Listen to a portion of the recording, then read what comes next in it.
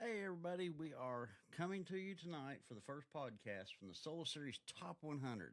It took us a little bit to get it set up and stuff, but I can't thank our sponsors enough. Halo Rods, Midwest Materials, Anglerport Marine, and McAllister Marine, and also Screen Mobile, our bass cams that we sent out. We actually got some great footage of Mr. Will Isaac here. Everybody got him on tonight. Uh, Talking about he finished second place at our December kickoff on the 7th of December.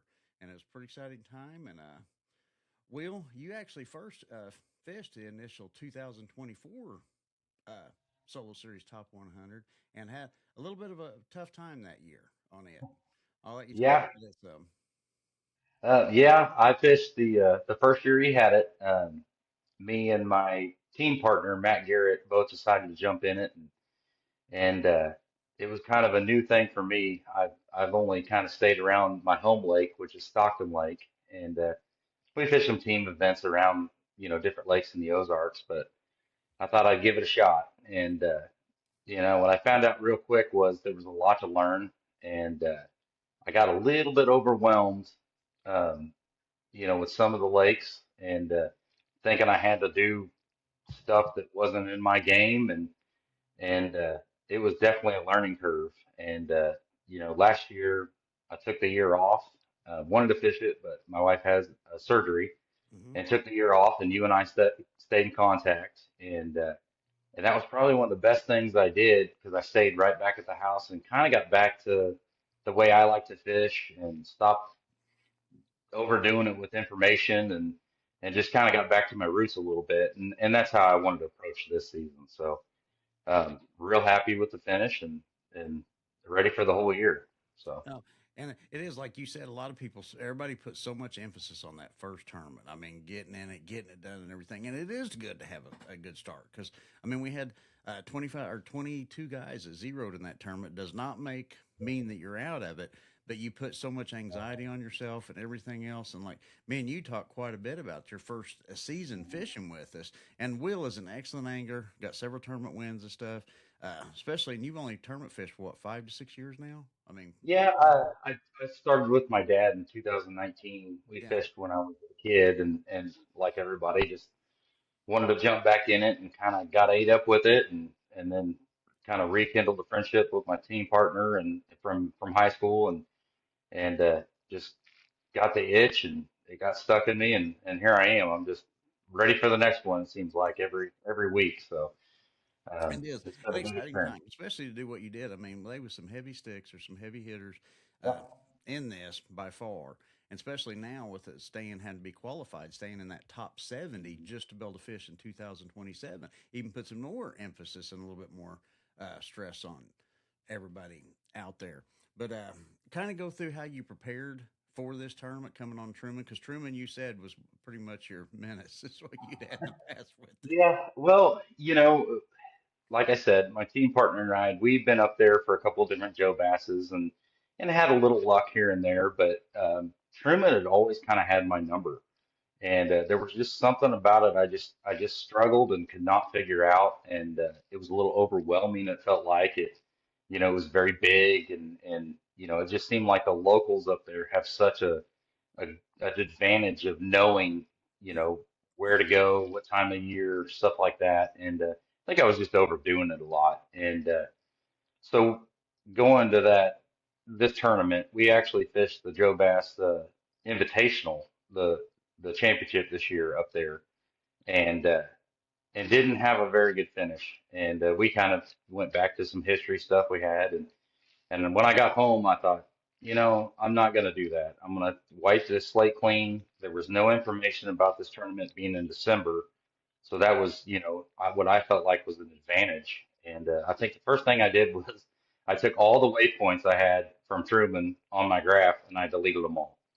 And I know my wife was like, she was always asking me what I was doing. What are you doing? What are you doing? And I was always on my computer looking at Google Earth, and I just wanted to start it over and get a little better idea of where how I wanted to approach it. So I studied a lot of maps and some areas and just wanted to start completely fresh. So that was kind of the step one. And then I was able to get up there. I think it was November 19th. The water was still warm, temperatures were still fairly warm, and I went up to the Grand Arm and fished some creeks in the Grand Arm. Found a lot of shad in the backs of creeks, and was trying to throw a crankbait around a little bit, and it was kind of a calm, slick day, and I thought, man, it just doesn't feel like a very good conditions for the spinnerbait. But I make a lot of my own lures, and I have a homemade spinnerbait um, that I like a lot, and I thought, well, I'm gonna throw that around. Man, as soon as I started throwing it, I started getting bit, and there wasn't a whole lot of size, but I caught a lot of fish, and so I thought, well, that was a pretty good trip. I got to explore a little bit, see some areas in the Grand I hadn't been before. So I was also thinking, man, I really want to check the Osage out. I really want to go to some places I've never been in the Osage. And so I was able to get back up there, but that was after Thanksgiving. I think it was like December 3rd, the week before the tournament. And there was a couple creeks in the Osage I wanted to check out off the main lake. And I knew it got cold, and I was like everybody probably in the tournament. I was refreshing my weather apps every hour and talking to you, and what's it going to be like? And man, I knew that water was going to really cool down, and it was going to change a bunch.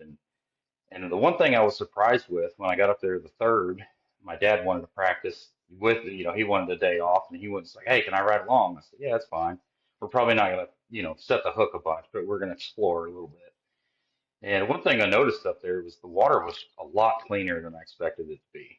Um, I don't know how dirty it normally is this time of year because I don't have any experience, but it was a lot cleaner. And so we kind of went in this area that I've been scouting and looking around on the computer, and right away I was kind of force feeding that spinnerbait. And there again, it wasn't a real it wasn't a very good, what I consider like a real good spinnerbait day. It was real, glass slick, not a lot of life going on. All the shad had moved back out to the middle of the creeks and stuff, and the water temp in that particular arm had dropped 6, 7 degrees.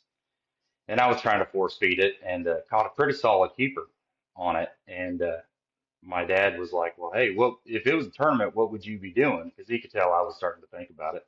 I said, "To tell you the truth, if I was back in here, I'd probably be throwing what I like to do is throw a jig, and I throw, something like that. I'd probably be throwing a football jig." And of course, he had one on, and he couldn't help himself, and he threw up there, and man, he catches the keeper, and I thought, man, they're a lot healthier than I expected. And that was one thing I noticed up there. These fish they weighed more than I expected them to weigh. So I was actually in the bottom of the boat weighing a fish just to kind of get an idea of what kind of caliber was in the area. And about that time, he sets the hook, and I see a big old boil, and it snaps his line. And he was like, "Wow, that was a good one." And I said, "Yeah, I wish we would have sort of lipped that one, but." And it was a real solid fish. Never saw it, but I mean, you could just tell it was pretty big. And I thought, okay, well, I got something going on in this area. So I tried to expand around the area a little bit and explore that creek. And I thought, I don't have a lot of experience up here, but at least I'm finding some fish. Of course, the reports were they were biting really, really good, and everybody was hammering them that week before, and it was, seemed like it was a lot of guys were on them. And so I came back up that Friday and ran right back there. And one thing I did was I took my jig and I cut the hook completely off. And I just wanted to see with the conditions, because we had a real cold day on Thursday, if I could still get bit in that general area.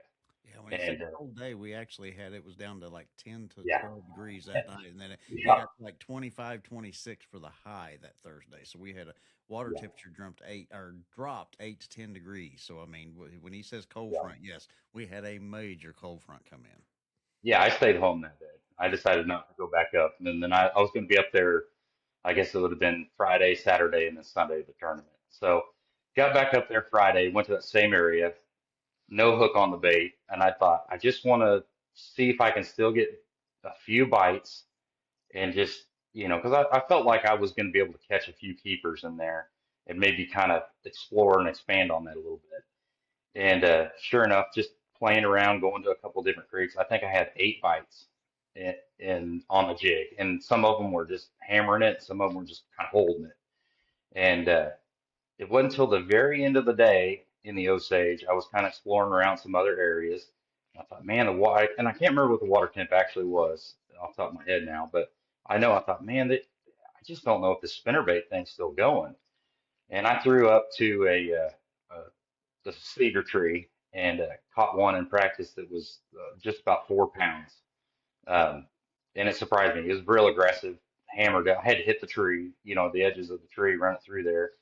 And I was like, well, they're still biting it. And at that point, almost every trip I'd taken up there, I still gotten bit on that spinnerbait. And I thought, oh, that's interesting. So Saturday, that it was real foggy, and I put in at the dam along with a lot of guys. And I knew the conditions, the weather, the wind was going to switch from the south to the north. And I thought, well, I need to try to find something close, and I want to see how many people are just staying right around the dam because I had a really good feeling there, that area of the lake was going to be really, really good.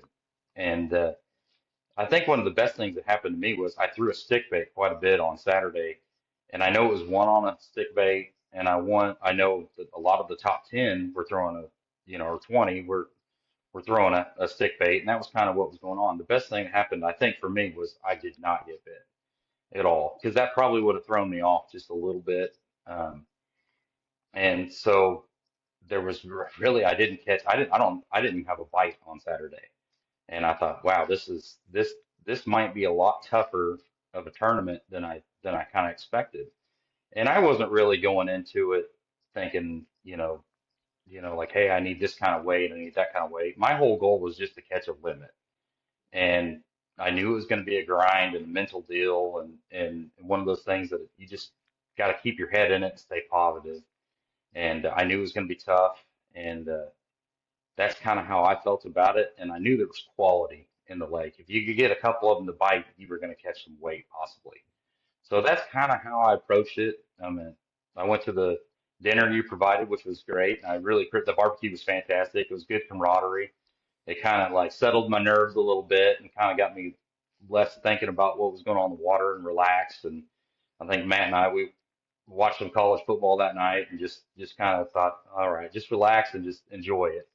So that was kind of my preparation and my practice for the event. And I wouldn't say it was a bad practice, but I didn't have a whole lot of high expectations at that point. I just wanted to catch a limit and salvage the year, you know. And one thing that Will said there, that if someone, and it's just a key thing that he said, is when he ticked that spinnerbait against a cedar tree.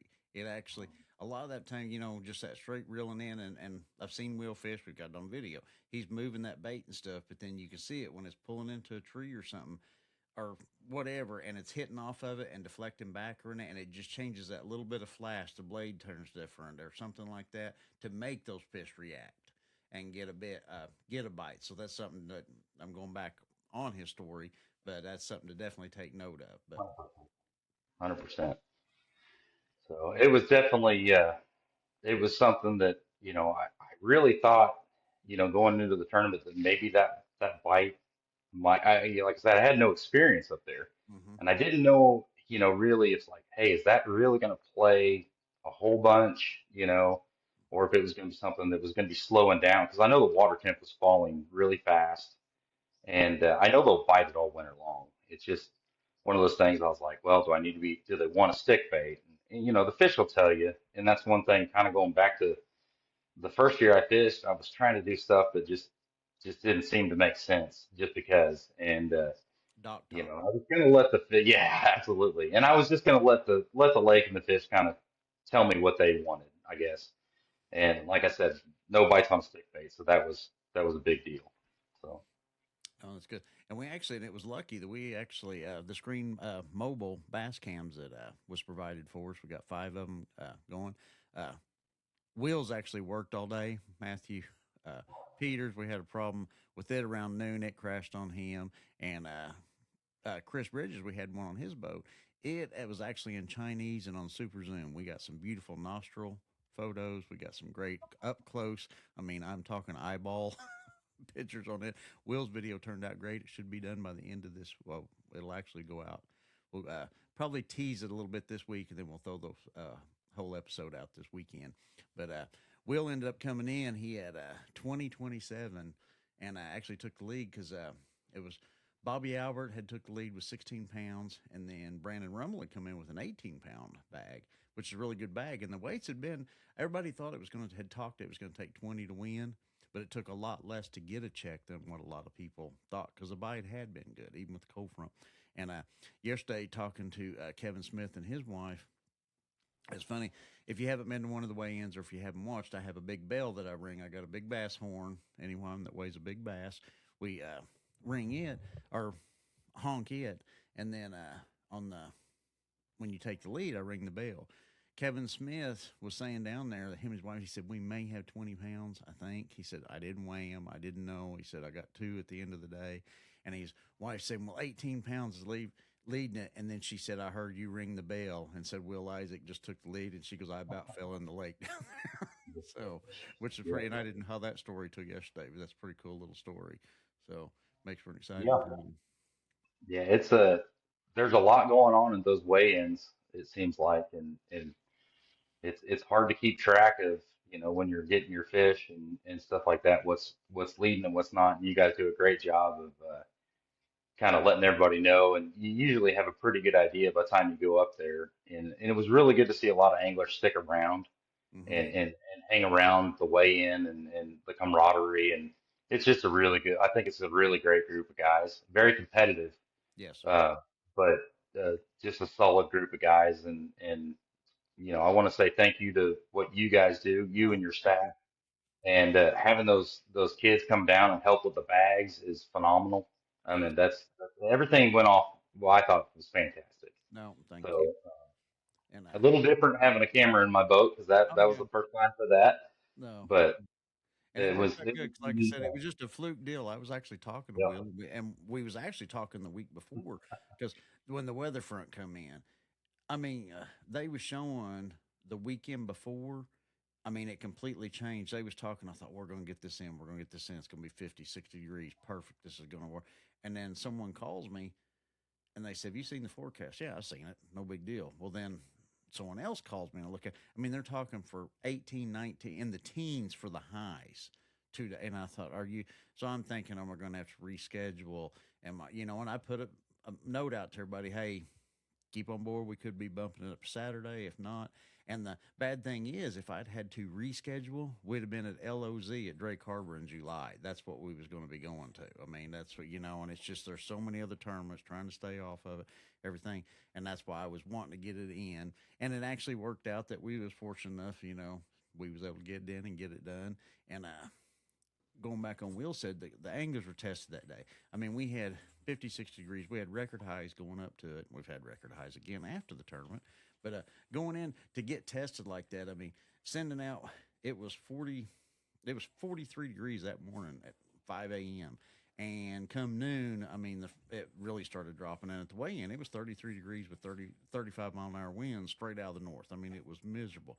But then we got Will on tape. How many fish did you catch Sunday during Throughout the tournament? throughout the day, I caught a grand total of six fish and five keepers and one short, and just kind of goes back. It's like you just need the five. I mean, Yeah. I'll take as many as I can get, but um, I only caught five keepers all day, and I was very thankful to have them. And it was kind of a one of those deals that I was really happy that I was, a later boat draw. I was Yeah. boat 69, so I was due back at 3:30. And if it wasn't for that later boat draw, I probably would have came in with four fish.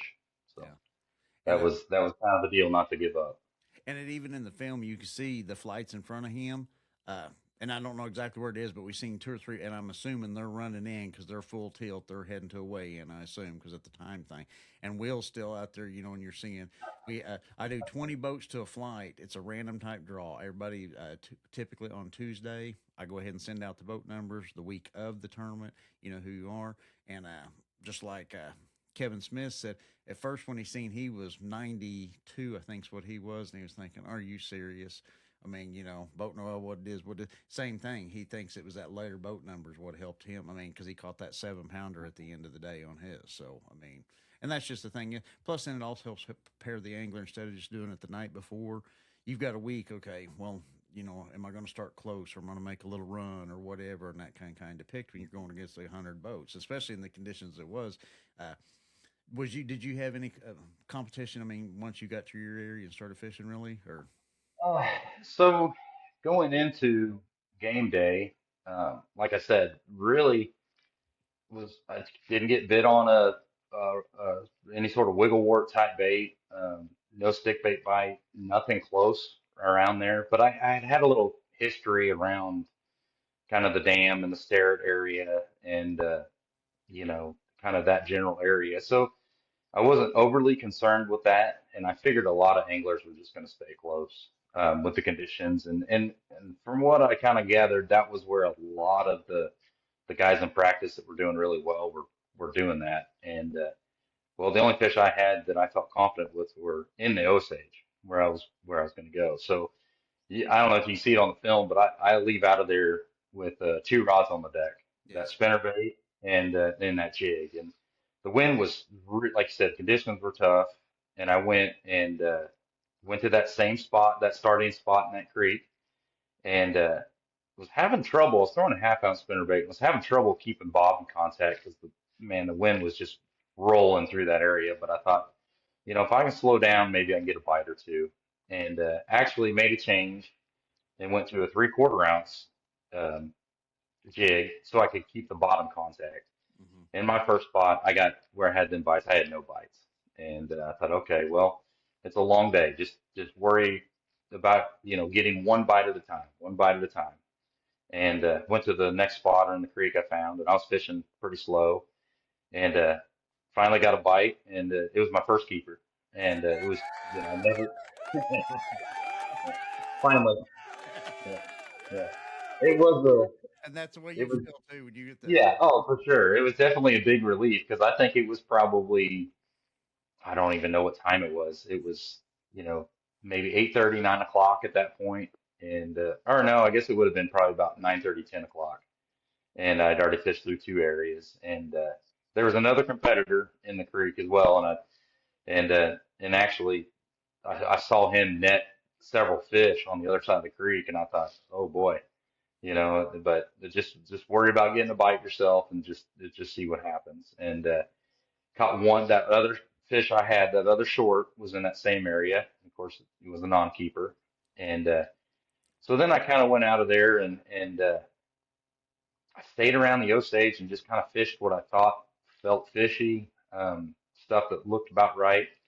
It didn't really change a whole bunch of baits or anything. Just thought, well, let's just grind it out. And I looked down and it was like maybe 1:30, 2 o'clock, and that's all the bites I had had. And I saw a lot of guys running around, and I thought this might be a little tougher tournament on a lot of people. And so I thought, all right, let's salvage. You got one in the box. You know, this is not where you want to be. Um, let's make a run back up to that dam area and see what you can find around that area. So I went ahead and decided it was time to make a change and ran back up towards the dam. And the one thing I noticed was that the conditions did get a lot worse, and it seemed like everybody was tucked in, like everywhere they could get their boat and still fish effectively. And I can tell you the truth, I had a hard time, finding a spot that didn't have a bunch of boats in it. And I thought, wow, this is going to be interesting. And I want to say it was about maybe 45 minutes left, maybe an hour left. I threw that spinnerbait up on a channel swing transition with some trees. And like I said, the key was I had to hit the tree in practice with the spinnerbait. And I got a bite, set the hook, and ended up being another keeper. I just boat flipped that one in. I thought, well, heck, there's two. At least I'm not coming in with one now. So I thought I got a little time left. Let's see what happens. And kept on that channel swing bank for just a little bit further and threw up to a real nasty like root wad and some trees and set the hook. And I knew that one was a lot better fish. And I went to the back of the boat and netted that one. And I think that one was a little over 4 pounds. I didn't, like Kevin, I didn't weigh anything. And that one was probably a little over 4 pounds or so is what I figured. And I thought, well, heck, there's three. That just probably jumped me up if it's a tough tournament to probably at least 50 at that point, probably middle of the pack, I would assume. And I thought, well, you got a little time. Let's work on one more bite. And I eyeballed this spot across the lake that had kind of the same stuff that I just found, where a transition, and I knew the channel kind of swung over that area from looking at maps and stuff, and I thought, well, the spinnerbait's obviously turning on late in the afternoon with the conditions, and that's what I have confidence with, and so I boogied over there, and in this spot it had in practice and during the tournament, I mean, there was competitors all over it, and and I thought, well, what do I got to lose? I know somebody's probably fished where I just caught these last two. I mean, there's everybody seems to be up here, and guys were starting to go in and check in stuff like that, and rolled over to that other spot, and I had one kind of short strike it closer to the boat, and got that one in. There was another 4 pounder, and I thought, wow, I mean, this there's something to this right now. But I looked down and I knew I didn't have a whole lot of time left. And I thought, well, I can't really go anywhere else, and I really wish I had more time. So I just kind of stayed and just kept working and trying to make precise casts and control the boat and deflect that spinnerbait the best I could. And the last fish I caught loaded up, and I knew it was real solid, and ended up being, I think it was a 38. 538. Yeah. Yep. And that was number five. And I was real relieved. And then it started to sink in. And I was trying to do the math in my head, like what I had, but more so than that was trying to get back, because in your tournaments, you can't be late. And, and I thought, well, I need to get back at that point. So I basically just shook it at the camera and, kind of fist pumped a little bit and tried to get out of the trees. And looking back, if you look at my graph, I probably rounded some of those points a little tighter than I needed to, and the one thing I learned was, um, I'm not that familiar with how far things truly are in that lake. So, I mean, I was pushing it as hard as I could to get it back, and I think I made it back with 1 minute at that point. I probably had enough to be up in the top 10 at that point, and felt pretty good about it. And but I didn't know, what I had really and what it was going to be. So it was a pretty good surprise to walk up to the scales and see, that it tipped over 20 pounds, and it was pretty exciting. The only regret I have during the day was going back around the backside. I appreciate you have the board up there. You get to show your fish off, and it highlights the anglers and their fish. I dug in the bag, and I never even took a. I grabbed those two 4 pounders instead of the 5 pounder, and never even got a picture of that 5 pounder one time, except for maybe on camera. So um, Well, I we wish can. I would have grabbed the bigger one out of there, but in the heat of the moment, I was the day I was wore out, and to have coffee there and your staff help out was phenomenal. So I Well, appreciate that. thank you.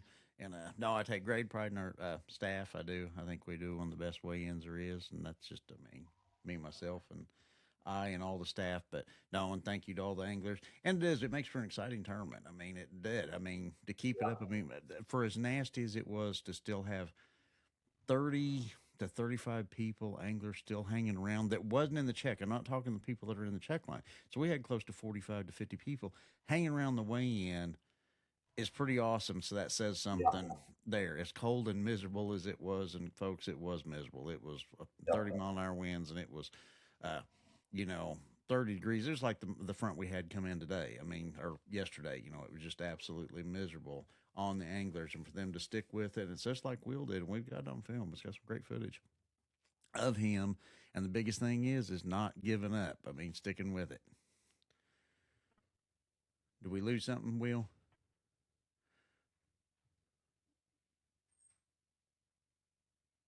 Are you there? Oh, there you're back.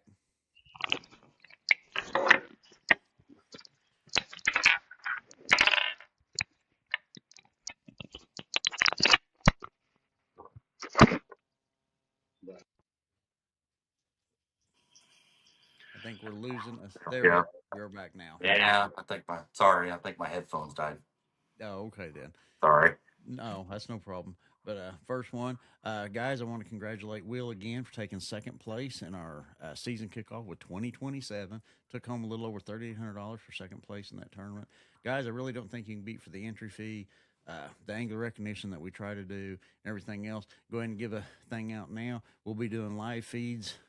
Even more at Table Rock, and then I'm pretty excited about this. We're actually going to round, and I'm going to say 10:30 or 11 o'clock. Me, Stick, and Eric Alverson are actually going to set down the day of the tournament, and we're going to break down the lake. We're going out there. We will be adding a new rule starting from here on that no social media posts from 6 a.m. to 4 p.m. An angler cannot be on their social media page, but we're actually going to do a live feed just like on the Bassmasters. We're going to sit there and talk about breaking down the lake, what the anglers are doing on the lake at the moment, everything else. Super excited about that. Super excited to get March 8th here, and let's get it rolling again. And are you excited about that tournament or?